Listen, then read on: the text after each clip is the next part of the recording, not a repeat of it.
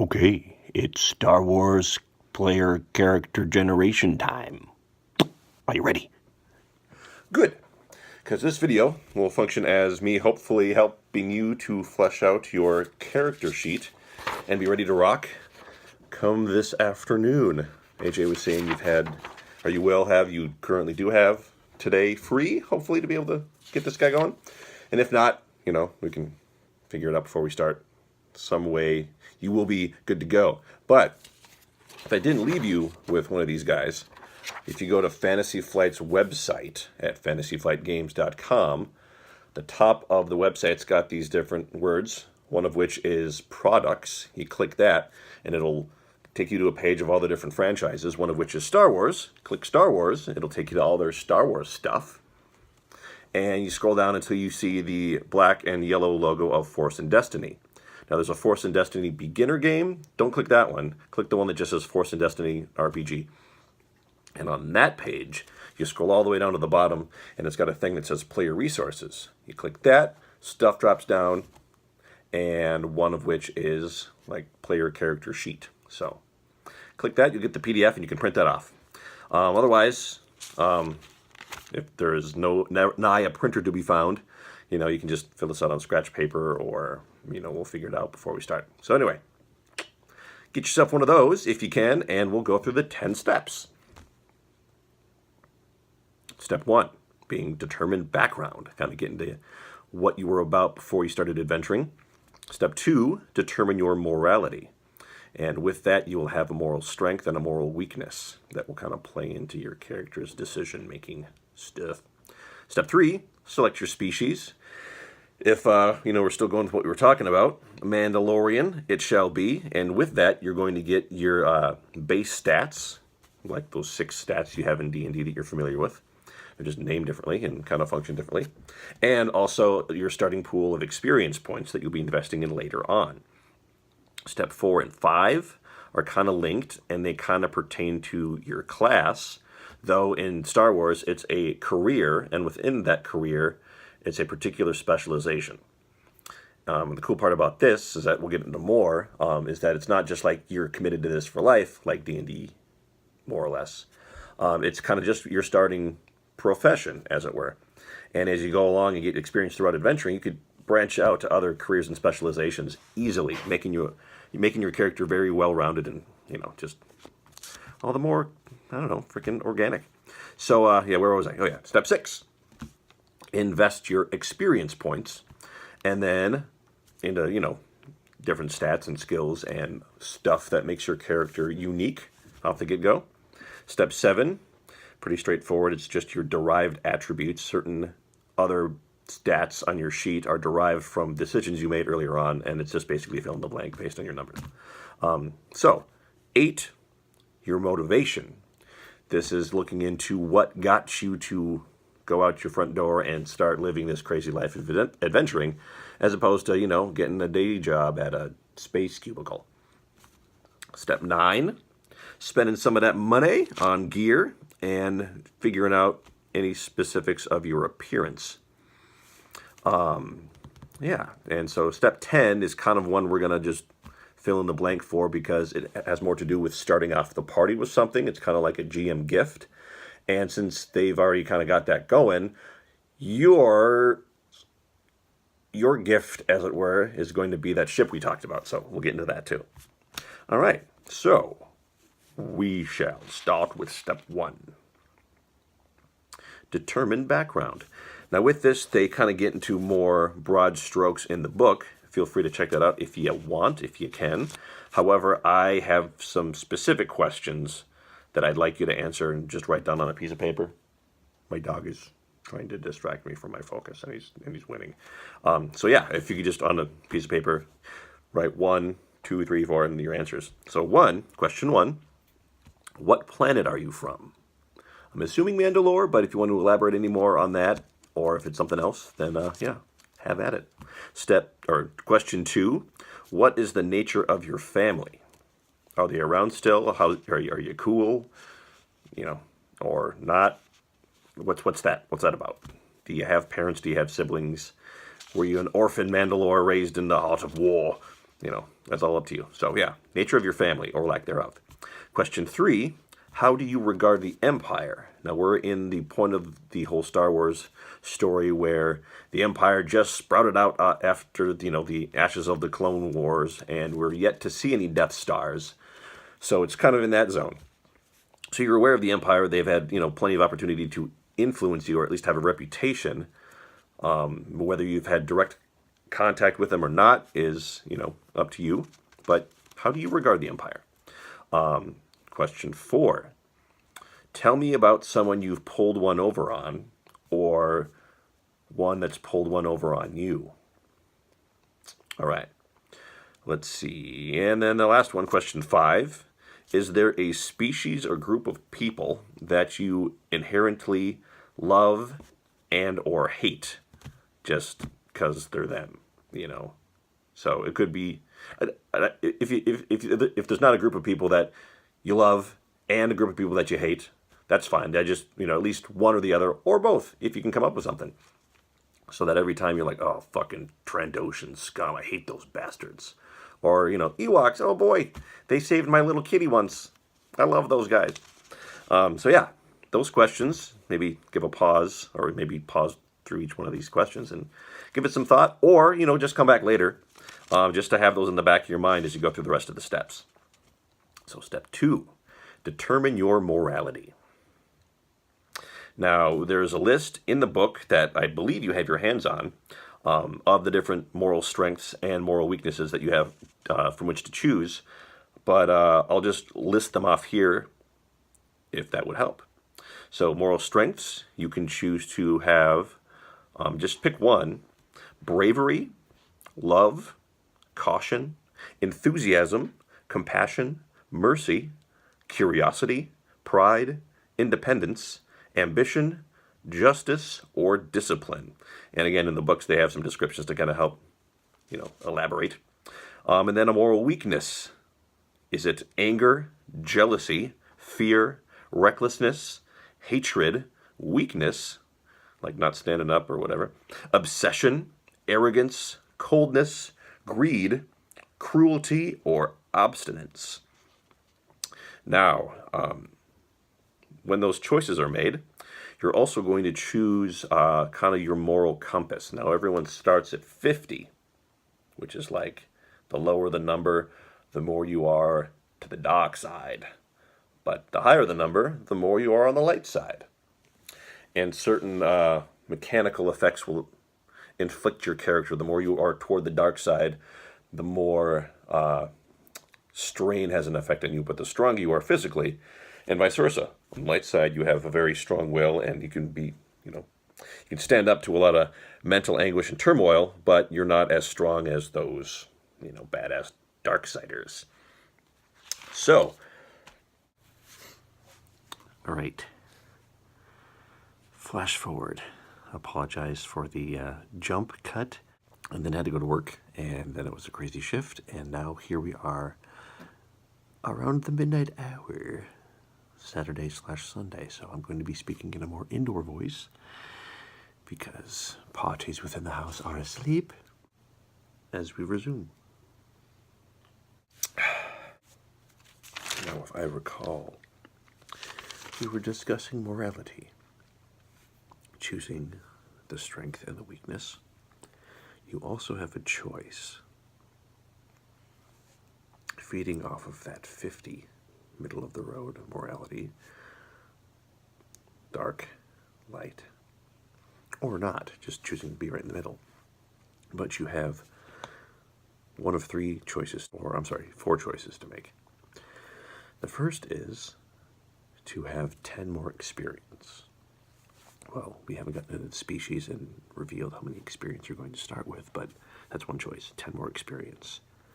You could also have 2,500 more credits, or a little hybrid of those two, and that's 5 more experience and 1,000 more credits. So those are the 3 choices. But then the 4th has to do with that morality. Now you're choosing only one of these 4. 10 more experience, 2,500 more credits, or 5 XP, 1,000 credits. Or you can shift that 50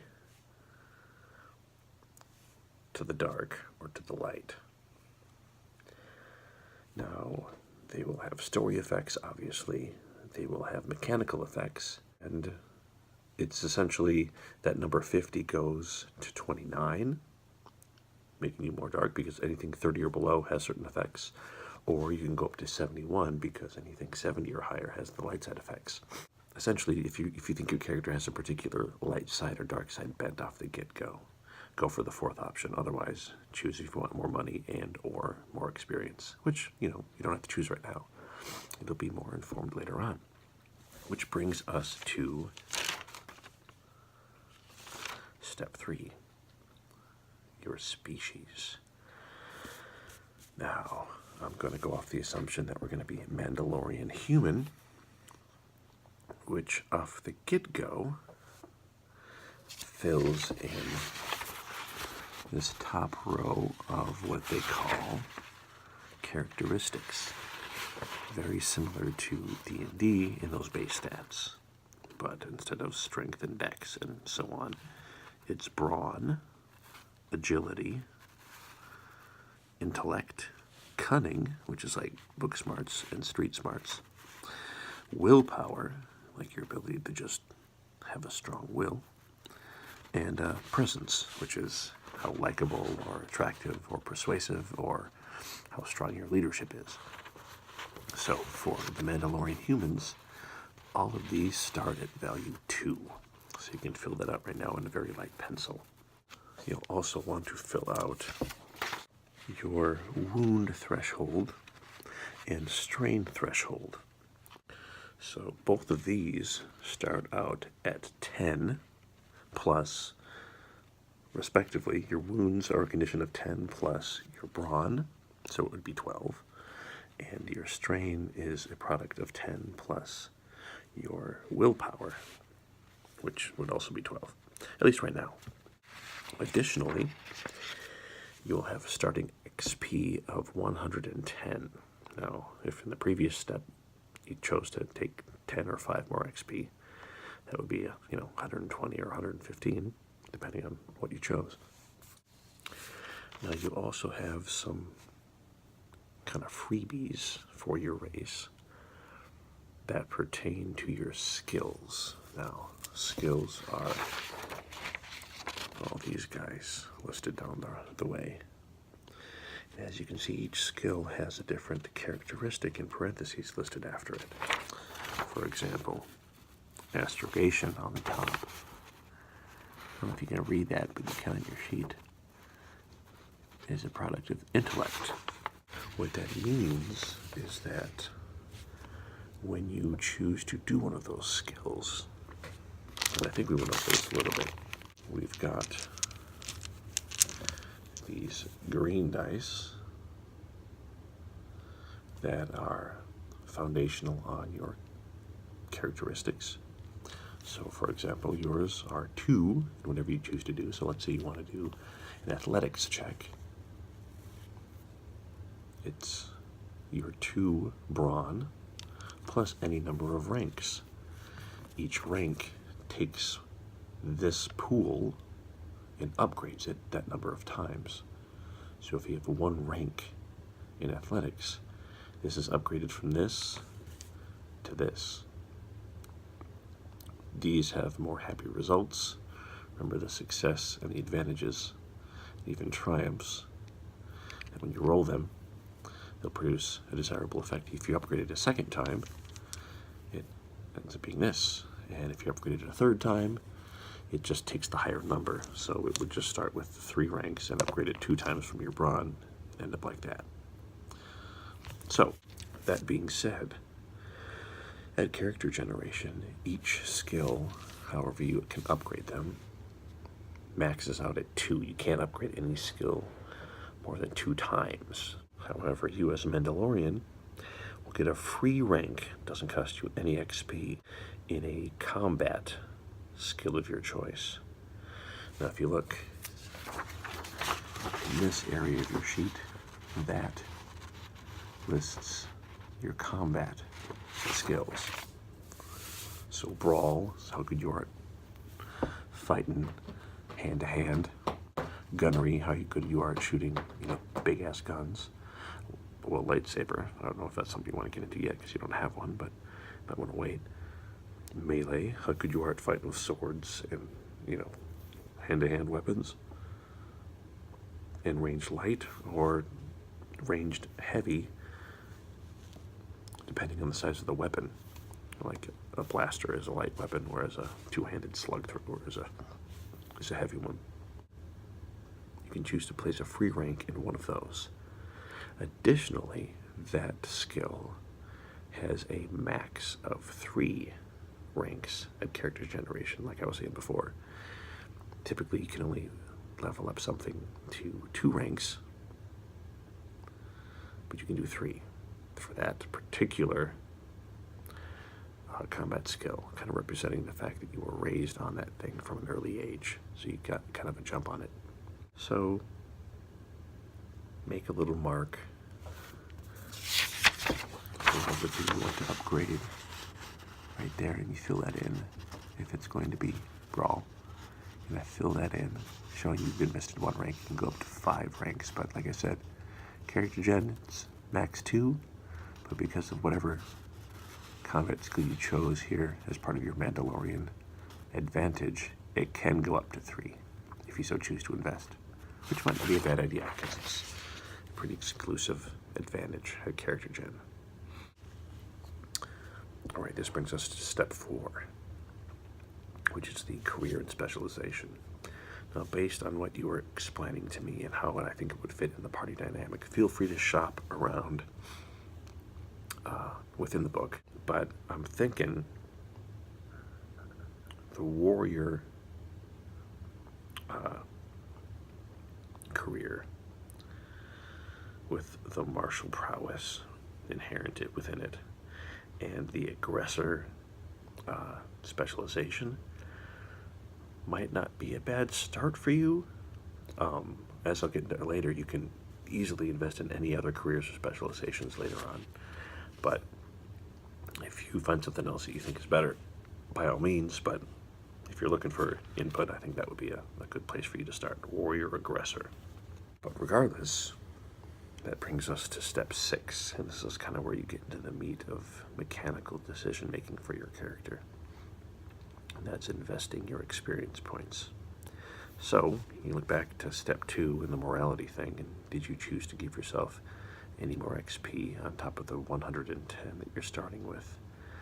And if the answer is yes, then account for that and figure out how many experience points you have to start with, and you can start investing in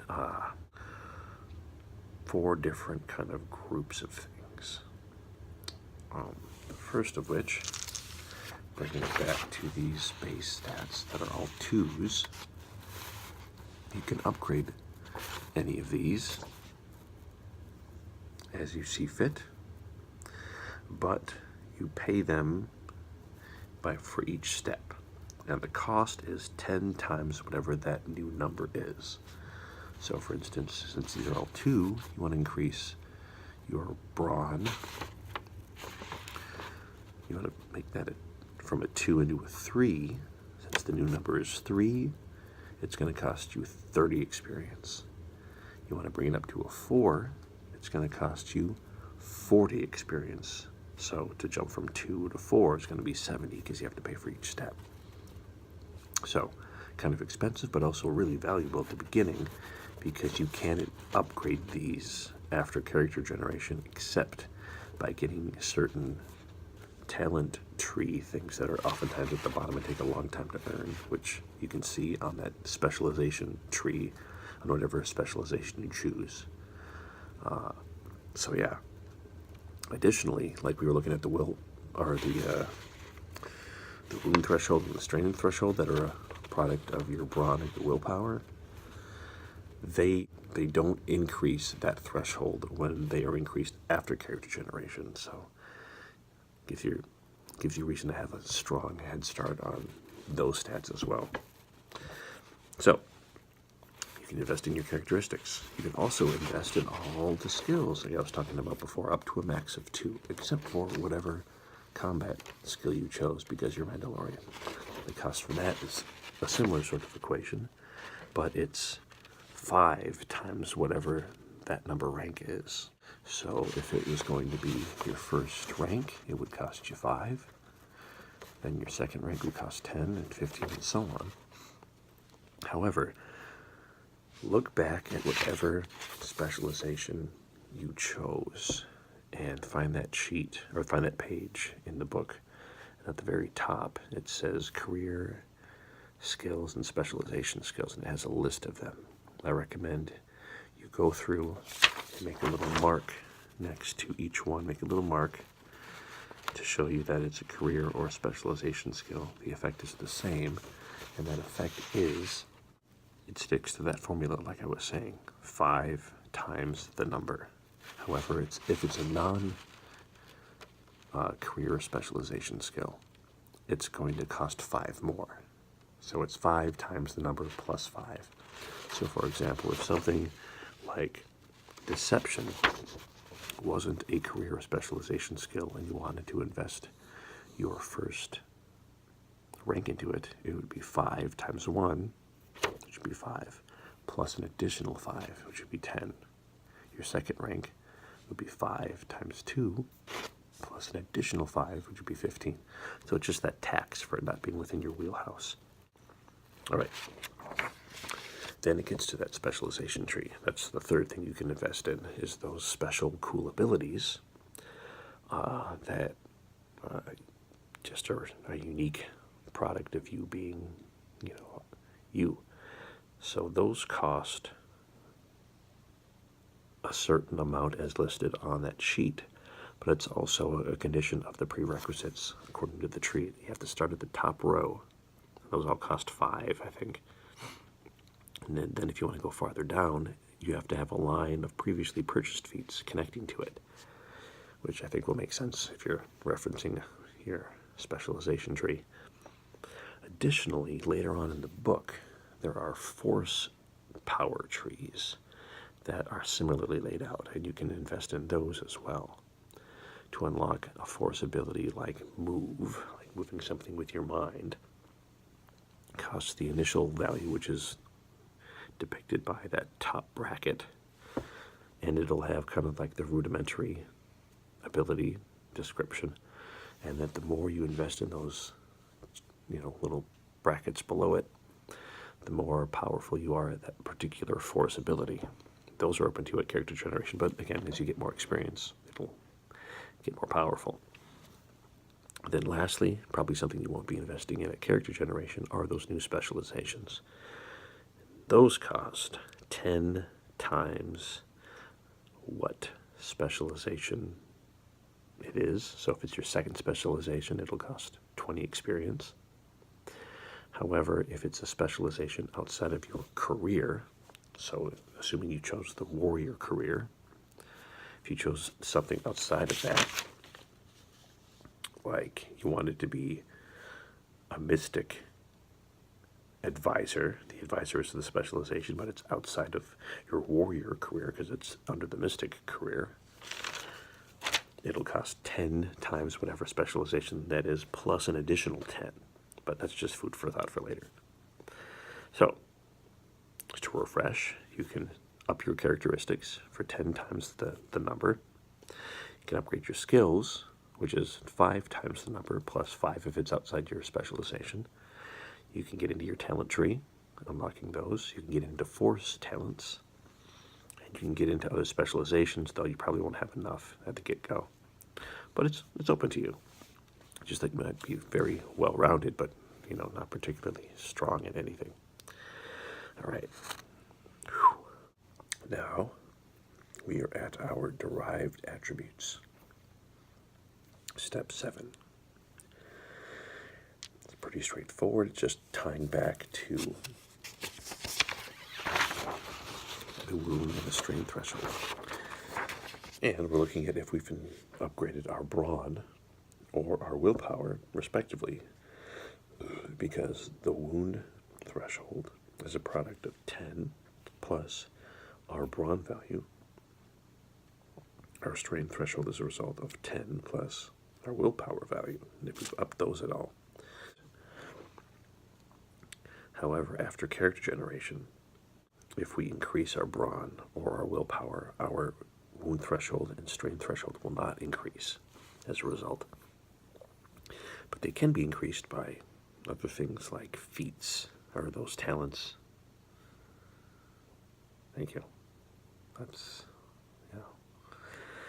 like toughened increases your wound threshold and grit increases your strain threshold. And that is a cat. Additionally, the defense value here will start at 0, 0, and that is essentially a degree of protection that you have.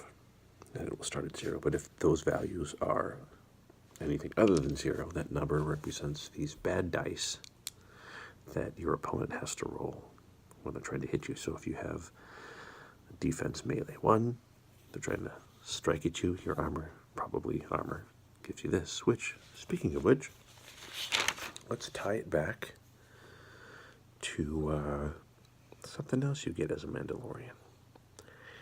And that is some badass armor. I bestow upon you some heavy Mandalorian battle armor. And what that gives you is, it gives you a defense of 1 for both melee and ranged. So put a 1/1 on that section there.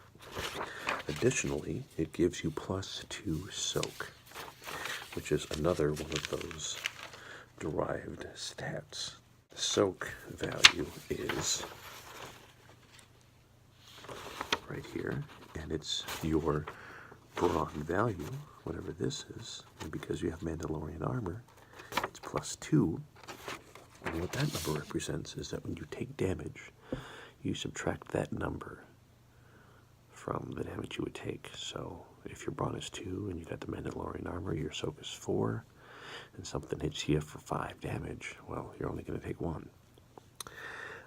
Additionally, because you look like a badass wearing this armor, whenever you do a coercion check to intimidate someone, you're going to roll your pool, whatever it is. Let's say it's this, right? And you roll. Well, you're going to get 1 additional success by default just because you look so formidable in your armor. So if you were to roll your dice and get, 2 successes and an advantage, it would end up being 3 successes and an advantage. So just so you know about that. Anyway, back to derived attributes. All right, we left off at defense. And yeah, the last thing is soak, which is your brawn plus your armor, which gives you 2. And as a fun fact, if you do increase your brawn later on in the game, your soak does increase along with it, unlike your wound and your strain threshold. All right, so we're getting towards the end. Now we're up to step 8, choosing our motivation, which, like I was saying before, is the reason why we got into this crazy lifestyle. The motivation is split up into 3 categories, as you can see in the book, and I think this might be best served to you to just kind of page through and explore and decide. Whatever your passion is for going out and risking your life into these crazy, dangerous situations. All right, so lastly, that brings us to gear and appearance, step 9, and you're going to take your starting credits, which will be 500, plus roll a percentile dice. So randomly generate a number from 1 to 100, and they'll trust your, your result, plus any credits that you could have chosen back at step 2 with that whole morality thing, if you chose to get more money from that. So, find out what your starting amount of credits are. Your Mandalorian army is free, you're welcome, but then go to the gear section in the core rulebook that you've got and just go shopping around. The limit or the restriction I have is that anything with a red or with a R in parentheses next to it, is kind of off limits just because it's so rare. But otherwise, anything else you want to buy is cool. Just write it down on the bottom part of this guy here. And also, as you might have noticed on the back of the character sheet, you've got, a spot for the talents that you'd be getting into, spot for your, there's the weapons and armor. You want to put the Mandalorian armor right there. But yeah, all the strengths and weaknesses of your morality are there, your motivation. Step 8 is right there. Also within gear, this step 9 is also your appearance. So you kind of want to get into how you fashion yourself looking and impressing yourself upon the rest of the galaxy. Are there any distinguishing characteristics that you've got? Scars or tattoos or that sort of a thing. And, yeah. So, any other stuff you buy yourself, account for in some way on your character sheet. And, yeah, have fun shopping. Step 10 is essentially the Mandalorian Protectorate Starfighter that you've got coming your way. And that's going to be, its own thing on the character sheet like so. But we'll get into that later on. I think you got enough to work with to flesh out, those 10 steps. And, yeah, let me know if you got any questions. But I'll see you on Sunday. Have fun.